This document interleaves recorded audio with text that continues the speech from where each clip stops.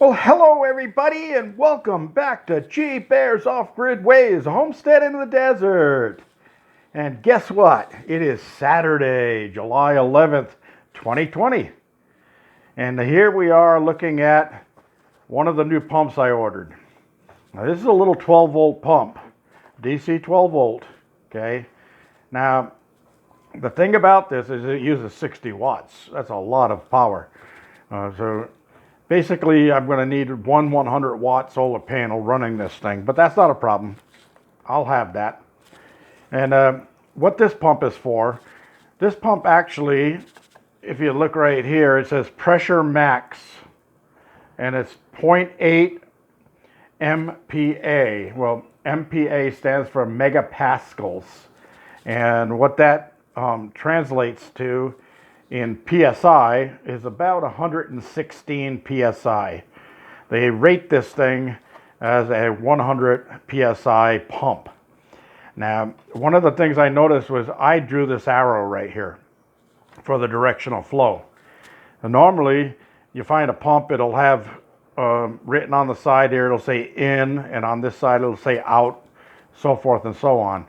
Well, I was looking around this pump and trying to find in and out on here, and I couldn't find it anywhere. But believe it or not, excuse me, you're looking right at it. Not my arrow, that little one right there. You see it? And it's pointing this direction. So that I don't forget where I saw that, I drew a bigger one on there so I know which direction it flows in. Now, what is this pump for? Well, this is going to be the greenhouse misting pump because of the amount of pressure it puts out. Now, I have a misting set in my container that I got from somebody a long time ago, and I never thought I'd ever use it for anything. But I got to thinking, if this thing is big enough to put a couple of strands or make one big loop around my 10 by 12 Harbor Freight greenhouse, on the inside, I'll fasten that to the roof or the ceiling support bars on both sides. And then I'm going to have my 275 gallon tote designated for watering the inside of the garden house. And what I'll be able to do is I'll set this thing on a little 12 volt digital timer. I've got 4 of those things around here. I've got to figure out what I did with them. I did find one, but I'm going to be using that up at the water tank for a submersible pump, a bilge pump that's going in there. That's a 2,500 gallon per hour. And since that tank holds 2,500 gallons, it means in 1 hour's time, it'll completely circulate all of the water in that tank. So I'm going to be setting a timer on it so that it runs 15 minutes every hour during the sunlight hours and then shuts off for the nighttime. I've got a single 35 amp hour battery up there with a controller on it. It's a PMA controller, but for something like this, that'll be just fine. And all I'm running is a single 50 watt solar panel on that system. So that's going to be just to move the water around in the tank so it doesn't stagnate. And you'd be surprised that with moving the water inside of one of those big black tanks, how much cooler the water stays during the day, especially in the summertime. It can get pretty hot in there. So, that being said, we're going to move on to something else. This is a thermometer, excuse me. Had to take care of a fly. This is an indoor-outdoor, and right now it's 97 degrees out inside of my greenhouse out there. And that's with the vents open. I just closed the doors a little while ago. That was up to 127 degrees inside of there today. So I think the misting, the water misting that's going to be in there will help keep that a little bit cooler, especially once the plants get in there. And what happens is the mister puts water on the leaves, and then the evaporation starts, and that makes it cooler inside of there. So if that works, I will do a second one that I'm going to put inside of my garden of eating, and then I'll be able to keep my plants a little bit cooler in the hot summer. Okay, so right now it's 1 degree warmer outside than it is in the greenhouse. And that's because I got the 4 vents open on the roof of that thing. Let's see if I can see it better over here.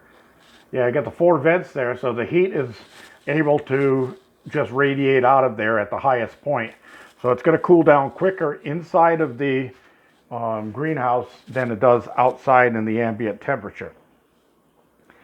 All right, so it's a little late. It's 8 p.m. right now, and today is Saturday, 7-Eleven. Speaking of 7-Elevens, I was thinking about that last night. That's something that kids today don't know.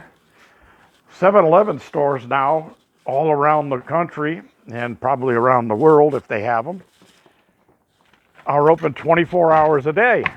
They never close. But back when they first started, when that franchise first came around, the reason their name is 7-Eleven is because they were open 7 a.m. to 11 p.m. only. They weren't a 24-hour store. So that's pretty interesting. You think about how many kids nowadays know that. They take it for granted that the store is open 24 hours. By the way, it's windy out here right now. The winds just came up. There's a jerk driving down my private road, even though got a sign on there. Can't read, idiot. Anyway, yesterday a big double dump truck went down there because they're illegally growing pot out there. I can smell it when the wind shifts, and they need all that kind of stuff going down there, down my road, tearing up my road. I can't believe it. So without starting a range war, I'll have to come up with something on that.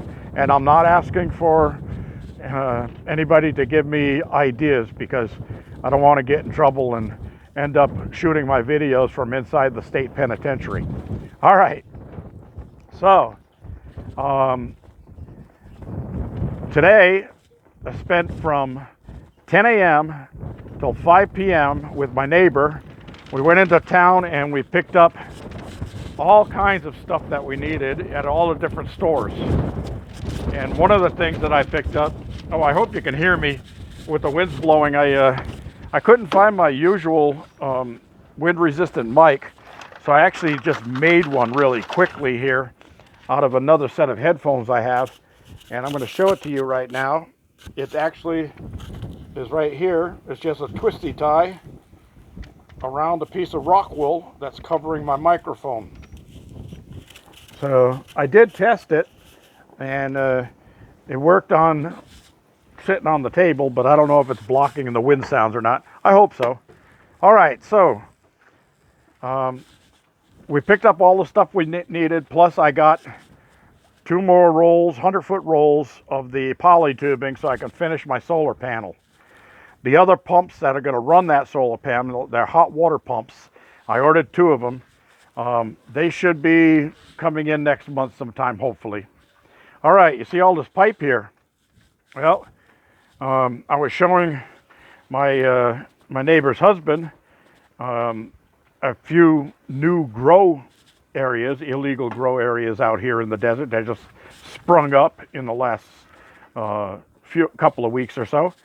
And we found an area where it looked like somebody dumped a bunch of stuff. And no doubt it was these guys, because they are not legal citizens. They are not here legally, and they're not doing anything legal. But trust me, you don't want to get into that type of thing right now. So anyway, I found all of this PVC laying in a trash pile over there, and I could use some of that, so I picked it all up. Also found this piece of 3/4 by 1/8 inch band aluminum, and I'll use that in one of my projects. And this big metal plate here held some type of a motor of some kind, and that's a 1/4 inch plate, so I can take that apart and I can use these metal plates for one of my projects down the line. Found this little saw with a broken handle, but guess what?